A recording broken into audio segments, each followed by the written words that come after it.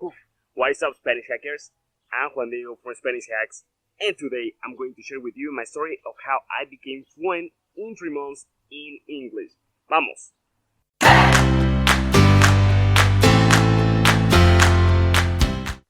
And the first thing that I'll be talking about today is about the different myths and truths that exist about reaching fluency in 3 months. And the first thing that I'll be talking about is that many people talk about this as if it were easy, and it's definitely not easy, because it's like if you wanted to pass your math test in just a week or something and you didn't study the whole year. If you want to study the whole year in 1 week, then you need to study a lot of time every single day for the next 7 days. If you want to use a language in a good way to communicate with native speakers and have no problems with talking about different topics or whatever thing you'd like. If you really want to reach fluency in 3 months, then you need to work a lot every single day, because it's like a whole language, and if you want to use this language properly and using the language at a different situation, like at a restaurant, like at a bus station, like whenever, with no problem, then you need to work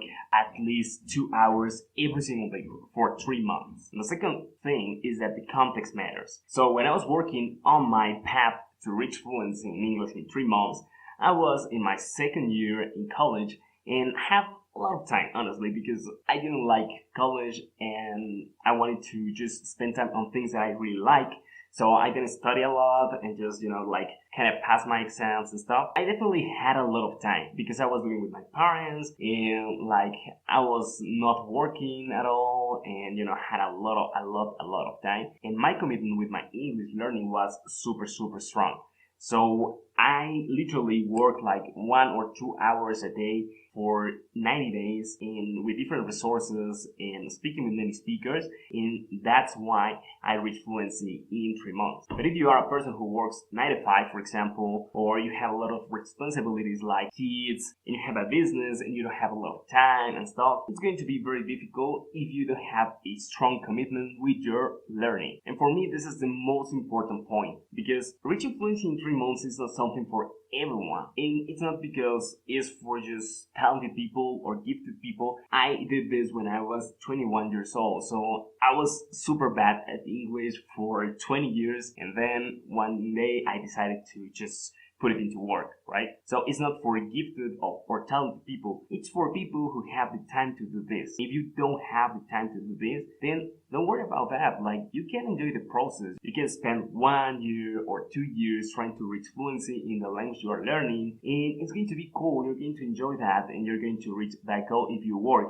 So I think we need to stop thinking on reaching fluency in 3 months like a must. It's not a must. It's something that it's optional. It's something that you can do or you cannot do depending on your goals and your context. And the thing is that you need to have a background, like in that language. For example, in Mexico we have English at school for like your whole school life, but I was really good at the test. Like, I was passing every single English test during school, but I couldn't have a conversation or I couldn't understand videos or stuff in English. I was just good at writing. And I think this is something that I had. I knew a lot of vocabulary, I knew a lot of grammar and stuff, and I knew how to put it into paper. But when I was in a situation where I needed to speak English or to understand English, I couldn't. But once I decided to go for the conversation and approach the language by speaking right away, I realized how many things I knew in English, and that I knew more than I thought, and that I could speak more than I thought. So I had a background, and therefore it was easy to work every single day during 90 days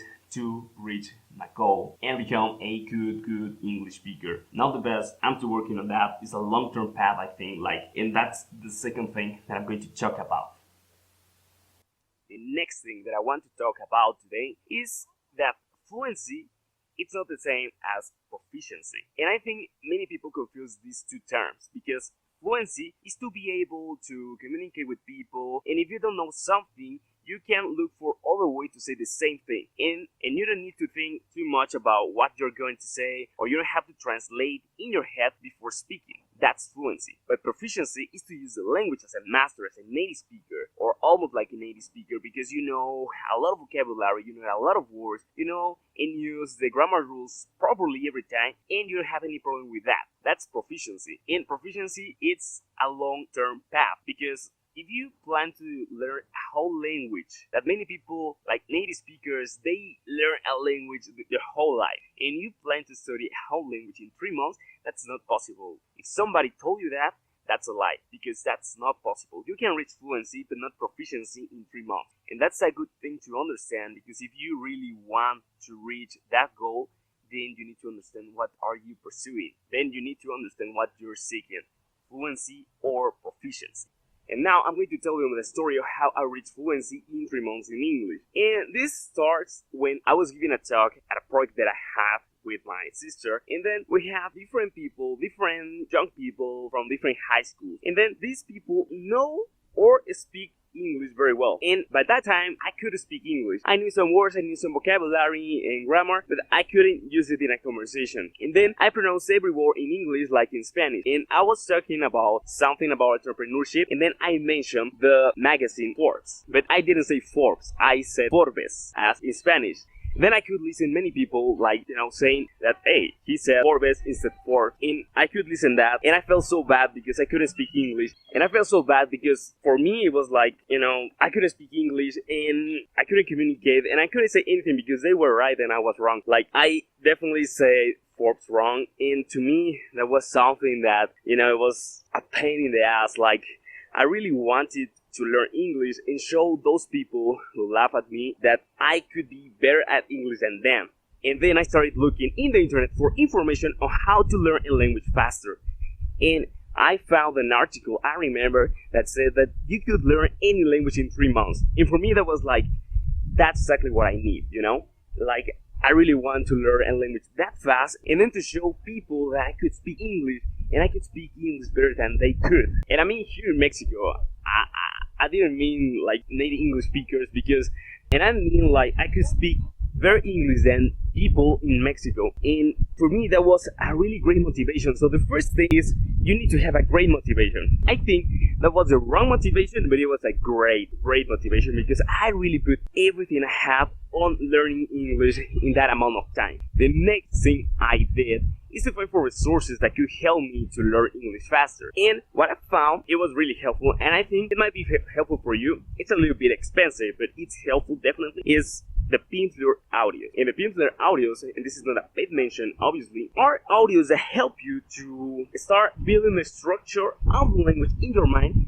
and you only need to listen 30 minutes a day. And then I finished the 90 audios in less than 2 months, and it was incredible. Like, I felt like I could use the language easily, and I could build more vocabulary and more phrases and stuff by my own. I didn't need to study a book or something. I just needed to speak. So the Pimsleur audios are very useful if you want to really build the language structure in your mind. The only thing that I would say is not as good as I thought is that the Pimsleur audios build the structure language in your mind, but they build it like really formal. Like, they use phrases and stuff that nobody uses really. But it's helpful because you understand how to use the language, and then you can have a really good background to start communicating and have conversation in that language. And the last thing, and I think is the most important thing that I did, and it was crucial in my path to fluency in 3 months, it's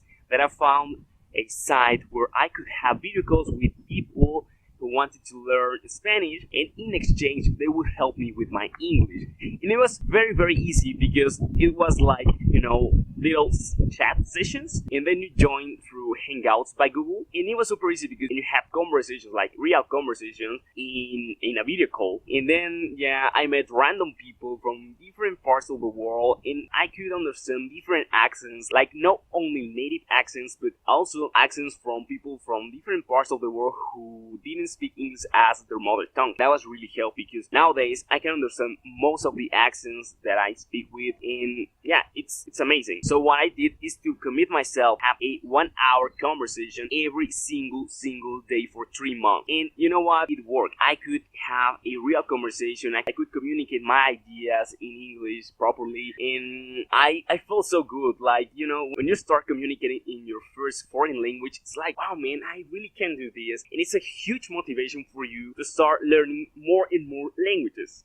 And I think some of you are asking yourself, okay, Juan, but does this site even exist nowadays? And I have to say, unfortunately not. Like, this site exists. It's called Verbally, but the community section where you could have these video calls for free, it doesn't exist anymore. And I would love to create something like this because it's really helpful and it helped me a lot. And many people joined there to just learn different languages, and it was really fascinating. But it doesn't exist, and nowadays it's a little bit more difficult. But there are some sites where you can have this. You have the app Tandem, for example, where you can have video calls in your phone and just communicating with people around the world and stuff. But you have italki.com, for example, Tandem, you have HelloTalk, and many other apps that you can use. But I think the weakness that every app has nowadays, they don't go to the video call right away. And that's something that I found that it's a problem, because many people on Tandem, on italki, on whatever site you name, they just,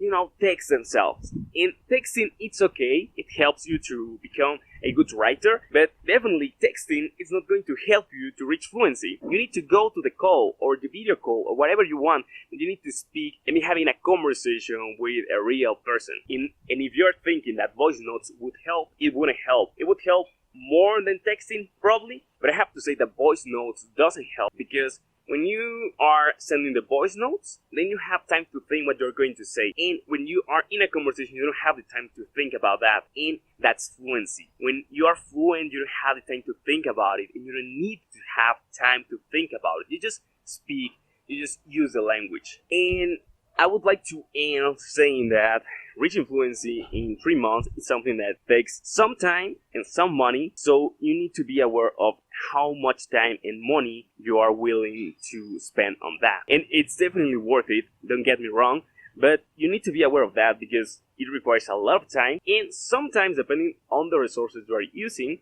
but sometimes it requires a certain amount of money, and you need to be willing to do that if you want to learn a language. And if you ask myself, okay, Juan, but if you learn English in 3 months, why haven't you learned, for example, your German or nowadays your Polish in 3 months? And the answer to that is because, at least nowadays, I don't want to learn a language in 3 months anymore, because I decided to enjoy the process, and because I really want to just, you know, have the conversation once or twice a week and learn the language and keep practicing my English. And when you learn more and more languages, then you need to spend some time in every language, and that's something that people don't understand. So if you really want to reach fluency in 3 months, I think it would be because you are truly committed, because you don't have many responsibilities, and because you have a great motivation. So that's the way I reach fluency in 3 months. That's the way you could reach fluency in 3 months, but you need to be aware of the context, and if you truly want or need to reach fluency in this amount of time. By the way, guys, if you are learning Spanish, in the description below you're going to see the link to join the Spanish Hacks membership, where I help you to develop your Spanish speaking skills and to gain confidence with your Spanish. And also you're going to see a link to join the Spanish Hacks Massive Challenge, where you can join and then just practice the conversation if you already speak some Spanish and you just need someone to practice the language with. So check it out. If you made it to the end of the video, it would mean the world to me if you subscribe, and don't forget to turn that little bell if you want to know when I upload a new video. And I'll see you next week with more content to help you with your Spanish and to learn more languages. Adios.